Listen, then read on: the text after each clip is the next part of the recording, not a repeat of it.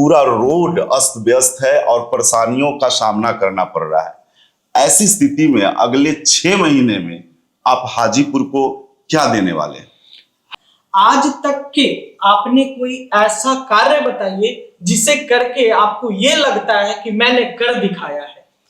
हाजीपुर को पटना से मेट्रो से जोड़ने का प्रस्ताव लाया। आप कोनहारा घाट से आप हमेशा जुड़े रहे हैं और वहाँ जुड़ाव जो है आप कभी कभी स्वच्छता के लिए खुद झाड़ू उठाकर वहाँ आप लग जाते हैं, तो यानी आप उस वहाँ की पवित्रता को जरूर समझते होंगे। हम लोग के नेता नित्यानंद राय जी कन कन से वाकिफ है, बिल्कुल, और कन कन से ही नहीं जन जन से भी वाकिफ है। तो स्वाभाविक प्रश्न किया है, सड़कें कटी है, सड़कें टूटी है।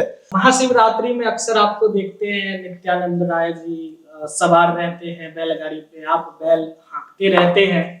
कभी डर नहीं लगा कि भीड़ में बैल मानसिक संतुलन न खो दे, बेकाबू हो जाए? सर, आपका दिन भर विभिन्न जगह पे कार्यक्रम रहता है, हर जगह नाश्ता पानी का व्यवस्था तो रहता ही है, हर जगह कुछ ना कुछ खाना ही पड़ता होगा। सकता है फिर दिन में भी घूमना पड़ता है और यह लगातार निरंतर चलता है, तो डाइजेशन पर कभी प्रॉब्लम नहीं है? डाइजेशन का पूरा ख्याल जी। और हम भी धनी है इस मामले में कि परिवार के सभी लोगों का समझ रहे हैं पूरा का पूरा सहयोग हम लोग को मिलता है। और अगर परिवार का सहयोग नहीं मिलता तो फिर बहुत कठिनाई होती काम करने में। भात दाल चोखा की बात जो आप कर रहे हैं तो हमारा पसंदीदा भोजन है। अगर सबका जो जोड़ी है जी बहुत सुंदर है जी। और तीखा प्रश्न भी मीठे से स्वर में पूछ लेना जी, ये आप लोग का खासियत हुआ। एक लाइन तो छूट ही गया है। जी जी। नमस्कार दोस्तों, आप देखना शुरू कर दिए हैं नवगुरु टॉक शो, और आज के संदर्भ में मैं कहना चाहूंगा कि न थके हैं पैर न हिम्मत हारी है, हौसला है जिंदगी में कुछ कर दिखाने की, इसलिए अभी तक सफर जारी है। और बुलंद हौसले और नई सोच के साथ हाजीपुर में सफर पर निकले हमारे 3 बार से विधायक बने और मृदु भाषी और हंसमुख स्वभाव के हमारे हाजीपुर के माननीय विधायक जी अवधेश सिंह जी यहाँ उपस्थित है। आइए हम स्वागत करते हैं नवगुरु टॉक शो में। स्वागत है सर। धन्यवाद नवरीत जी, गुरु जी, दोनों लोग का जी धन्यवाद आपका कि आपने समय निकाला। और सर मैं कहना चाहूंगा कि हाजीपुर की जनता आपसे काफी उम्मीद लगाए हुए है। आप देख रहे होंगे कि हाल फिलहाल में पूरा रोड अस्त व्यस्त है और परेशानियों का सामना करना पड़ रहा है। ऐसी स्थिति में अगले 6 महीने में आप हाजीपुर को क्या देने वाले हैं? हाजीपुर शहर की सड़कें कटी है, इसमें कोई दो राय नहीं है। हाजीपुर के लोग परेशान हैं, इससे हम सहमत हैं। लेकिन चूंकि सड़कें विकास के कार्य के लिए कटी है जी, सीवरेज का जो पाइपलाइन था, नल जल का जो पाइपलाइन था, उसको डालने के लिए सड़कें कटी है, लेकिन उसका कार्य का जो गति होना चाहिए था वो गति थोड़ा स्लो रहा, जिसके कारण थोड़ी कठिनाई हुई है। और हम लोग दिन रात उन कार्यों की मॉनिटरिंग अब खुद से कर रहे हैं। और हाजीपुर की सभी प्रमुख सड़कें, जो भी प्रमुख सड़कें कटी है, वो सारी की सारी सड़कें काम होना शुरू हो गया है। अपना कचहरी रोड, जिसको गांधी चौक से सुभाष चौक बोलते हैं, और सिनेमा रोड, हॉस्पिटल रोड पर कार्य अभी चल रहा है। मतलब थोड़ा सा सीवर का काम उसमें भी स्लो था, इसलिए थोड़ा ब्रेक हुआ है, लेकिन बहुत जल्द बाकी भी जो सड़कें हैं जिनकी स्थिति काटने के कारण खराब हुई है, जो मुख्य सड़कें, वो सारी सड़कें दुरुस्त हो जाएगी। ये हम हाजीपुर के लोग को आश्वस्त करना चाहेंगे आप लोग के माध्यम से। बहुत अच्छी बात है। और कोई भी कार्य जब योजना आती है तो उस योजना को पूर्ण करने में कुछ ना कुछ समस्या का परेशानी, हाँ बिल्कुल, आती है। कुछ परेशानी के बाद ही कुछ अच्छा रिजल्ट मिलता है। जी। सर, कहना चाहेंगे कि बहुत ऐसे कार्य होते हैं जिसे करने में काफी मशक्कत का सामना करना पड़ता है। आज तक के आपने कोई ऐसा कार्य बताइए जिसे करके आपको ये लगता है कि मैंने कर दिखाया है। देखिए, काम लगातार हुआ है और हमारे विधायक बनने के पहले यहाँ से हम लोग के नेता आदरणीय नित्यानंद राय जी, जो अभी भारत सरकार में गृह राज्य मंत्री हैं, वो विधायक हुआ करते थे। तो निश्चित तौर पर जब 2000 और 2025 के बीच कामों की तुलना कीजिएगा उसके पहले, तो ढेर सारा काम हुआ है। जिसे एक हम छोटा सा एग्जांपल देंगे कि एक नगर परिषद हाजीपुर, जब नगर परिषद 2000 में हम लोग विधायक बने, नित्यानंद राय जी विधायक बने, तो पूरे हाजीपुर शहर में जो पाइपलाइन होता है जिससे जल सप्लाई होता है, पेयजल सप्लाई होता है, उसकी दूरी थी 44 किलोमीटर और आज वह 450 किलोमीटर से ज्यादा हो गया है। तो सड़कें तो कटी, क्योंकि पाइपलाइन डालना होता है। और अभी जो पहला प्रश्न आप लोगों ने किया, स्वाभाविक प्रश्न किया है, सड़कें कटी है, सड़कें टूटी है, तो हम सब लोग अवगत है 126 करोड़ के लागत से नमामि गंगे योजना के अंतर्गत सीवरेज के लाइन डालने के लिए सड़कों को काटा गया जी। और टेंडर की जो प्रक्रिया है भारत सरकार या बिहार सरकार की, चाइना की एक कंपनी ने काम ले लिया और लगभग 80% के आसपास काम करके उसने काम छोड़ दिया। उसको डिवार करने की जो प्रक्रिया हुई, जो प्रक्रिया है अपने यहाँ, उसमें 1 साल से ऊपर का समय लग गया। तो स्वाभाविक है, एक कहते हैं ना, कहीं कटा होना और कटे पर जले पर नमक पड़ जाना, तो एक लंबी प्रक्रिया हो गई। फिर अभी 324 करोड़ के लागत से वह सीवरेज का काम चल रहा है, लगभग 250 करोड़ के लागत से पेयजल का काम चल रहा है। और काम जो सिस्टम अपने यहाँ है, सरकार का जो डिपार्टमेंट होता है, तो स्वाभाविक बात है कि लगना पड़ता है। अभी हम एक बात आपको बताएंगे, जब आपने कहा कि कोई काम किए होंगे तो लगा होगा मन को संतुष्टि मिले। तो जैसे हाजीपुर शहर में अपना पार्क नहीं था और बच्चे बूढ़े सब लोग पार्क में, आज का जो समय हो गया है, पार्क में कुछ समय बिताना चाहते हैं, थोड़ा जाकर वहां परिवार के साथ बैठना चाहते हैं। तो लगातार हम लोग रेलवे के संपर्क में रहे और अपने केंद्रीय मंत्री आदरणीय नित्यानंद राय जी का स्वाभाविक तौर पर, चूंकि हम लोग के नेता है, उनका आशीर्वाद हम लोग को प्राप्त होता है। एक पार्क अपना बुद्ध मूर्ति और नखास चौक के बीच बना है, बहुत सुंदर पार्क बना है, उसमें नगर परिषद ने भी सहयोग किया है। और जो रोहली बाजार में जो पार्क बना है, उससे बड़ा पार्क, उसके सामने जो खाली जमीन है उसमें बनने की प्रक्रिया में है, रेलवे ने सहमति दे दी है जी। और उसके स्वीकृति की प्रक्रिया चल रही है। बहुत जल्द हम लोग चाहेंगे कि 2 बड़ा काम, एक वह पार्क का काम और एक जब हाजीपुर के लोग नदी के किनारे जाते हैं, गंडक के किनारे जाते हैं, तो उनको थोड़ा खलता है कि उस तरफ तो सुंदर सा पाथवे बना है, इस तरफ पाथवे नहीं बना है। तो चूंकि वह पाथवे भी स्वीकृत हो गया था 35 करोड़ की लागत से, लेकिन कुछ टेक्निकल समस्या आने के कारण, चूंकि ड्रोन से बाद में सर्वे हुआ तो कई घाट रिपीट होता हुआ दिखा। उस तरफ का घाट खाली था, इस तरफ का घाट जो बीच बीच में, जैसे सीढ़ी घाट, बालादास घाट, कई घाटें बनी थी, तो ड्रोन के सर्वे में वह घाट रिपीट हुआ, जिसके कारण उसको डिपार्टमेंट ने कैंसिल कर दिया। अभी पुनः हम लोग लगे हैं, डीपीआर बन रहा है कि अपना कोनहारा घाट से पुल घाट होते हुए बालादास घाट जिसको बोलते हैं, वहां तक पाथवे भी बन जाए, इस प्रयास में हम लोग हैं जी। ये हम लोगों के लिए सौभाग्य की बात होगी और बहुत अच्छा कार्य होगा। लोग उसको मतलब उपयोग में लाएंगे, चाहे उसकी भ्रमण करेंगे, मॉर्निंग वॉक करेंगे, तो एक अच्छा है बात। कहने का प्राय यही है कि जो भी कार्य हो रहा है उसमें जनता को भी सहयोग करना चाहिए जी। सर, बहुत ऐसा कार्य है जो काफी उत्साहित करता है, ठीक है कि नहीं? बहुत खुशी की बात है कि मैंने ये कार्य कर दिखाया। तो आप कभी भी ऐसा विषय जो चर्चा करने पर आप उत्साहित होते हैं, ऐसा कोई कार्य आप बताते हैं? जिसे काम तो हर एक काम उत्साहित करता है। अपना शहर में सदर हॉस्पिटल था जी। सदर हॉस्पिटल की स्थिति अच्छी नहीं थी, बहुत पुराना बिल्डिंग था, पानी लगा रहता था। आज वह चमचमाती हुई बिल्डिंग सदर हॉस्पिटल की तैयार है जी। वहां कल हम एक छोटा सा पार्क का शिलान्यास भी करने वाले हैं। अच्छा। और चूंकि दिन रात हाजीपुर के हम लोग के नेता नित्यानंद राय जी कन से वाकिफ है और कन से ही नहीं, जन जन से भी वाकिफ है। तो दिन रात हम लोग लगे रहते हैं और हर कोई काम छोटा नहीं होता, क्योंकि काम बहुत सारा है। हाजीपुर को पटना से मेट्रो से जोड़ने का प्रस्ताव लाया, बहुत अच्छा। और चूंकि हाजीपुर छोटा शहर है, ये हम जानते हैं। आदरणीय मुख्यमंत्री जी हाँ प्रगति यात्रा में आए थे, हमने उनसे भी रिक्वेस्ट किया, 2 बार रिक्वेस्ट किया, और हमने उनको बताया कि सर हम हाजीपुर शहर में मेट्रो चलाने की बात नहीं कर रहे हैं, इसलिए कि हाजीपुर शहर हमारा छोटा शहर है, हमको मालूम है। लेकिन हाजीपुर चूंकि उत्तर बिहार का गेटवे ऑफ उत्तर बिहार कहा जाता है, बिल्कुल। तो उत्तर बिहार के लोग यहाँ ट्रेन से, बसें जो आती है उससे उतरते हैं, फिर यहाँ से ऑटो से, रिंग सर्विस की बसें से पटना की ओर जाते हैं। गांधी सेतु जाम की स्थिति रहती है।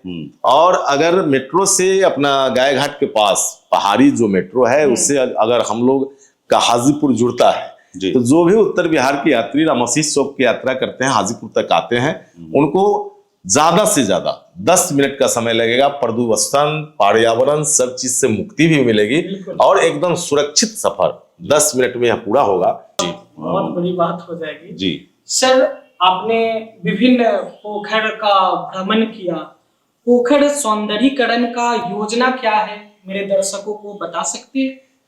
देखिए, तालाब जो हम लोग कहते हैं, हर वर्ष जो भूगर्भीय जलस्तर है, तो अगर हम लोग पानी को नहीं बचा पाए, भूगर्भीय जलस्तर जो नीचे जा रहा है उसको नहीं रोक पाए, तो आने वाली पीढ़ियां हम लोग को माफ नहीं करेगी। लेकिन जो तालाबे अभी आपको अगर किसी ने बताया हो या कहीं से पता चला हो, अभी डीएम वैशाली के साथ हम लोग बैठ के प्लानिंग कर रहे थे, तो उसके तहत अपने शहरी क्षेत्र के 9 तालाबों को हमने देखा है जी। जिला के कई पदाधिकारी साथ में थे और उनके उन्नयन की योजना, उसको बचा ले, चूंकि हर वर्ष उसका अतिक्रमण हो रहा है, अगल बगल में कोई ना कोई लोग उसको अतिक्रमित कर रहे हैं। तो हम लोग चाह रहे हैं कि अपना एक बहुत बड़ा तालाब, ताजबाज का पोखरा जो गुदरी के पीछे है, मरहर चौक पर है, मरहर चौक का तालाब है, उसको भी हम लोगों ने देखा है।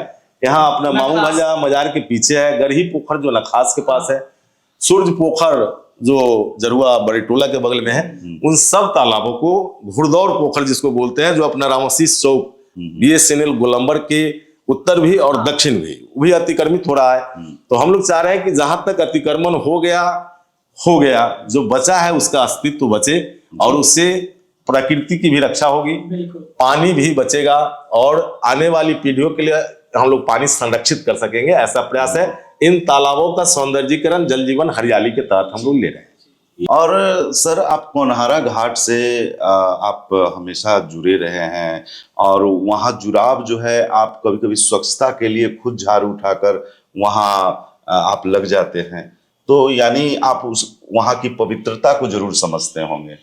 और जैसा कि आपने देखा कि कुंभ मेला इतना प्रसिद्ध हुआ, लोग आस्था के साथ वहाँ करोड़ों लोग डुबकी लगाए, और वहाँ त्रिवेणी संगम है। हमारे हाजीपुर में भी 2 नदियों का संगम है, गंगा और गंडक नदी का।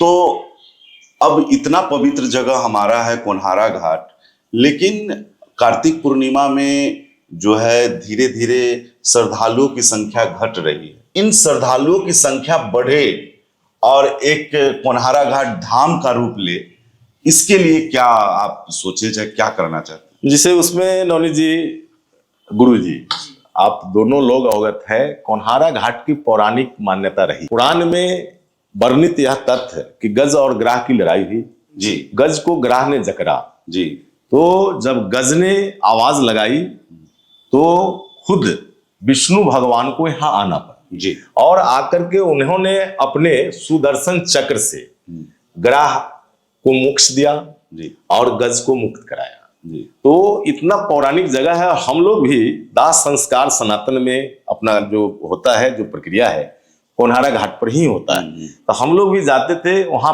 पैर रखने की जगह नहीं होती थी और लोग को वहां 3 से 4 घंटे 5-5 घंटे तक रुकना पड़ता था। और एक्चुअल जो हम लोग का सनातन है, उसमें जो हमारे पूर्वज होते हैं उनको हम लोग बोलते हैं स्वर्गीय। जब कोई लोग नाम पूछते हैं कि आपके दादाजी का नाम क्या था, तो हम लोग, इंग्लिश का शब्द तो कोई माने का नहीं है लेट, लेकिन जो हिंदी का शब्द है वह स्वर्गीय हम लोग जो लिखते हैं। और हम लोग को जहां से दाह संस्कार लास्ट अंतिम जहां होता है, वहां ही इतनी गंदगी होती थी कि मन में भाव आया और आदरणीय प्रधानमंत्री जी का जो स्वच्छता का संदेश है, स्वच्छ भारत का संदेश है, तो उसी से प्रेरित होकर हमने भी निर्णय लिया कि हम, ठीक है, आदरणीय प्रधानमंत्री जी पूरा देश को स्वच्छ बनाने की बात कर रहे हैं, तो हम लोग कोनहारा को जरूर साफ करें। और कुछ जगहों को चिन्हित करने वाले हैं कि जो भी वैसी सामग्री जिससे फूल ही अगर बिखरा रहता है तो उससे फिर धीरे धीरे गंदगी होने लगता है, तो उसको एक जगह एकत्र करें लोग से करबद्ध हमारा आग्रह है कि उसको साफ करने में, स्वच्छ रखने में मदद करे। और स्वच्छता के बारे में तो आप दोनों लोग अच्छी तरह जानते हैं कि गांधी जी ने भी कहा था कि स्वतंत्रता और स्वच्छता दोनों में से अगर एक चुनना हो तो पहले हम स्वच्छता को चुनेंगे। और आज देश के आदरणीय प्रधानमंत्री जी के नेतृत्व में स्वच्छता में कई कदम देशवासी आगे बढ़ चुके हैं। तो हम आग्रह करेंगे कि अपना कोनहारा घाट सहित हाजीपुर को भी स्वच्छ रखे, ऐसा हमारा आग्रह होगा। सर, महाशिवरात्रि में अक्सर आपको देखते हैं नित्यानंद राय जी सवार रहते हैं बैलगाड़ी पे, आप बैल हाँकते रहते हैं।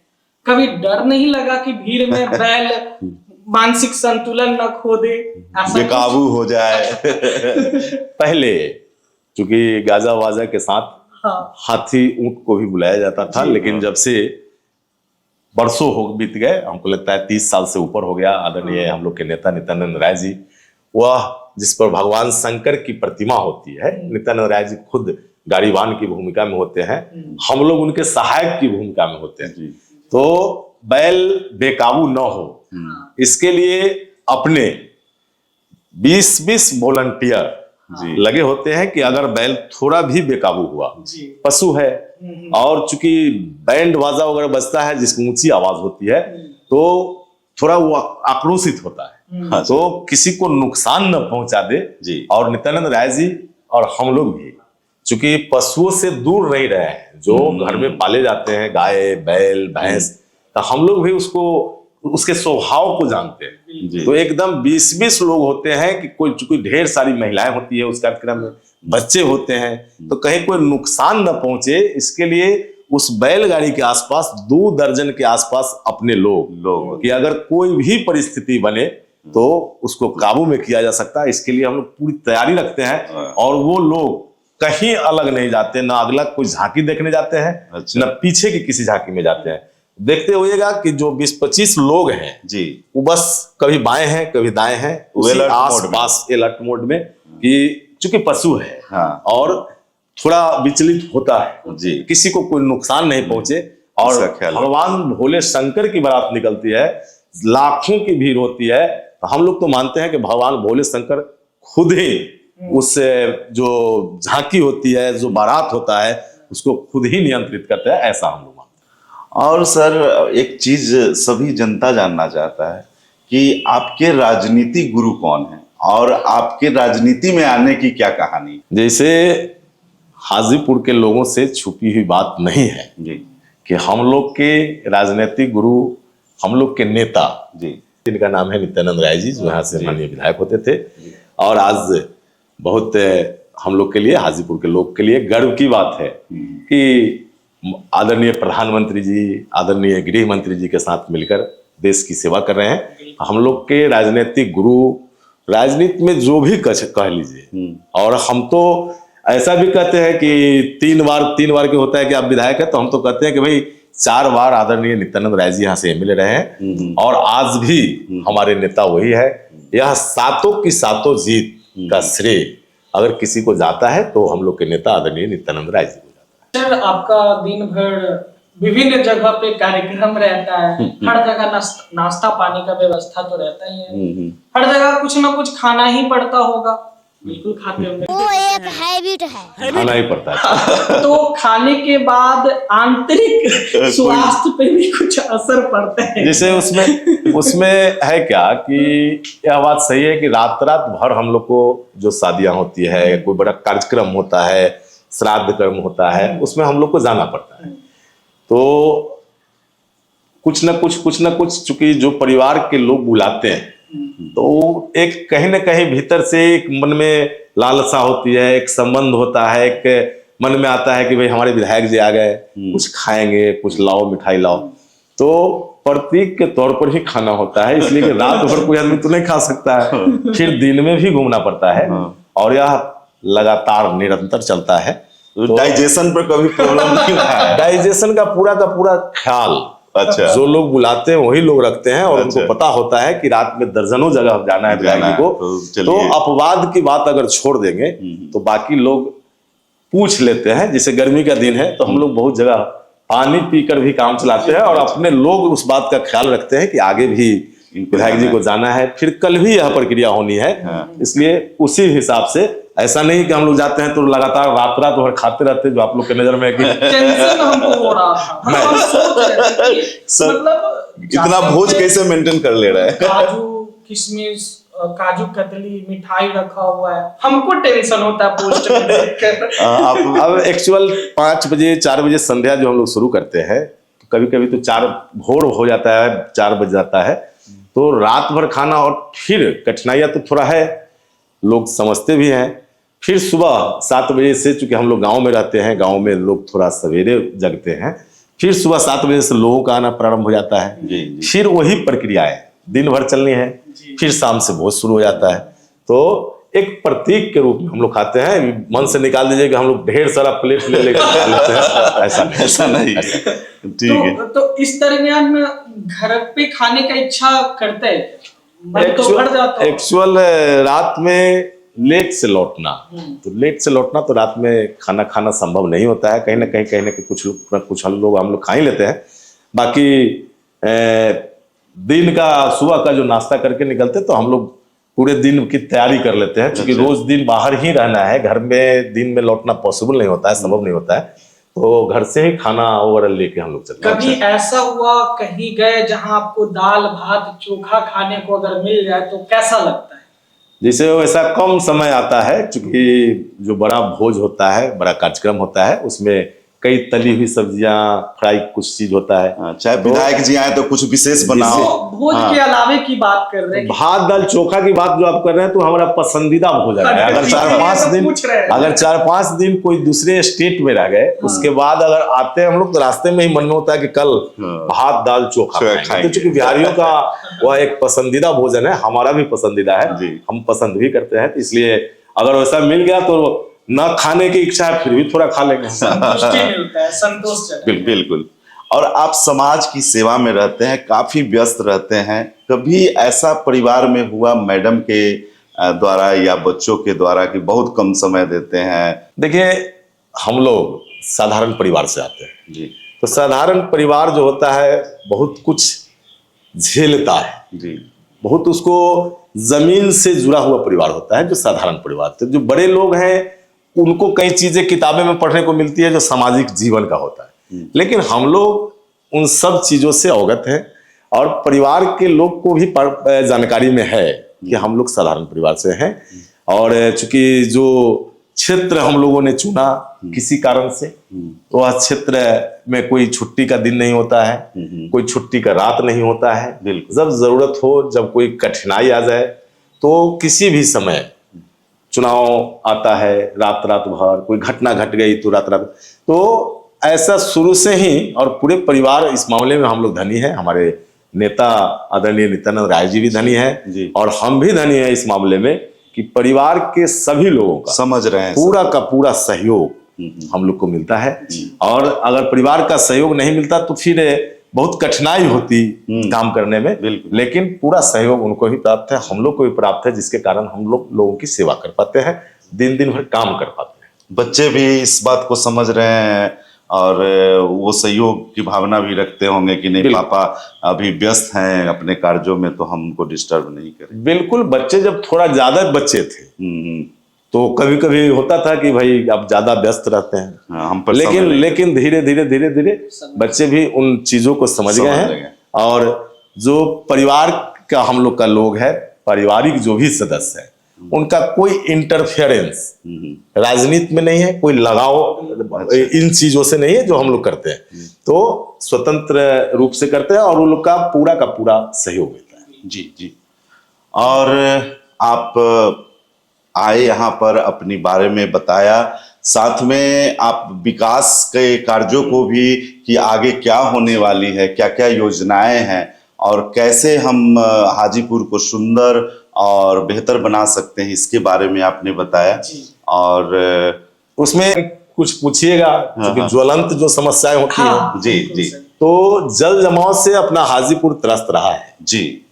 जो प्राकृतिक रूप से जल निकासी का स्रोत था, परंपरागत जिसको बोलते हैं, मलमल्ला चौर की ओर पानी निकलती थी, हम सब लोग जान रहे हैं, आप लोग भी अवगत है कि उन जगहों पर कॉलोनियां बननी शुरू हो गई है। जो जल निकासी का रास्ता था बहुत लोगों ने अतिक्रमण कर लिया उसको, जिसके कारण बंद हुआ है। और 129 करोड़ रुपए की लागत से जी स्टॉर्म वाटर ड्रेनेज सिस्टम, अच्छा। मतलब जो सीवरेज के अलावे जो बारिश का पानी होगा ड्रेन से जिसको निकलना है, नाला से निकलना है, उसके लिए 129 करोड़ रुपए की स्वीकृति मिल गई है। वाह। और स्वीकृति ही नहीं मिल गई है, डीपीआर भी परसों जमा हो गया है जी जी और 30 करोड़ रुपए का आवंटन भी हाजीपुर को प्राप्त हो गया है। अच्छा इसी माह टेंडर की प्रक्रिया पूरी होनी है, हाँ। मार्च से अप्रैल तक। अप्रैल के लास्ट तक हम लोग चाहेंगे कि अगर निविदा की सारी प्रक्रिया पूर्ण हो जाती है तो अपना हाजीपुर जो जल जमाव को झेल रहा है, जहां किधरों जाते हैं तो होता है हमारे यहाँ 1 फीट पानी लग जाता है, 1.5 फीट पानी लग जाता है, हाजीपुर जल जमाव से मुक्त होने जा रहा है। ये भी हाजीपुर के लोगों को हम बताना चाहेंगे। जी जी। और ये नमामि गंगे से ये अलग योजना है, ये अलग ये योजना नाला है। के लिए। हाँ, वो जो 324 करोड़ की जो सीवरेज की योजना है, हाँ। उससे अलग यह बिहार सरकार का जल निकासी का ही एक अलग से है, जो 129 करोड़ रुपए की योजना है। बहुत जल्द वह कार्यक्रम शुरू होना है। और सर आप आए, हम लोग के भी समय दिए, बहुत सारी जनता आपके लाइफ स्टाइल, आपके कार्यों को देखकर प्रेरित हो रही होंगी। और आपको इस नवगुरु टॉक शो में आकर कैसा लगा, क्या अनुभव रहा? बहुत बढ़िया। आप जो दोनों लोग का जो जोड़ी है जी बहुत सुंदर है जी और तीखा प्रश्न भी मीठे से स्वर में पूछ लेना, जी। ये आप लोग का खासियत हुआ। हमको भी जानकारी आज आकर मौका मिला है जी। जानने का। चलिए, आप लोग को भी बहुत बहुत धन्यवाद और हाजीपुर के लोगों को भी बहुत बहुत धन्यवाद। जी। संखा स्टूडियो के बारे में क्या कहना चाहिएगा? अब हम तो आते आते पूछे हैं कि स्टूडियो का मतलब, हम लोग के मन में कल्पना होता था कि एक छोटा सा काउंटर लगा होगा, उसके पीछे एक छोटा सा कमरा होगा, जी। तो काउंटर पर पैसा कलेक्शन और रसीद कटने का काम होता है या फोटो देने का लेने का काम होता है। जी भीतर का जो छोटा सा एक कमरा होता है उसमें फोटो खिंचाने का काम होता है। जी जी तो देखिए, हम घुसते घुसते जो व्यवस्था देखे, जी खूब सुसज्जित कार्यालय है, रिसेप्शन है, फिर आपका एक बड़ा सा हॉल है। तो आते आते हमने नवनीत जी से पूछा है जी कि भाई कैसा स्टूडियो है, चूंकि नाम तो स्टूडियो है और स्टूडियो मतलब हम लोग समझते हैं फोटो खींचने वाला जगह, हाँ। जिसको एक कहिए एक तरीके से दुकान टाइप का कर सकते हैं। हाँ। लेकिन यह फ्लैट टाइप का या कार्यालय टाइप का, जो लोग आपके टीम में है, जी आप लोग का सोच, जो चूंकि समय आगे बढ़ रहा है जी, रोज नई नई बातें आ रही है, तो अपडेट नहीं रहने पर वो चीजें पीछे छूट जाती है। तो बहुत अच्छा बना भी है, जो आप लोग का सोच भी, कॉन्सेप्ट भी बहुत अच्छा है। और ढेर सारी हम शुभकामना भी देंगे कि एकदम दिन दुना रात चौगुना आप लोग भी बढ़िए। जी, जी। हाजीपुर का नाम होगा और हाजीपुर का नाम होगा तो मेरा भी नाम होगा। जरूर जरूर सर।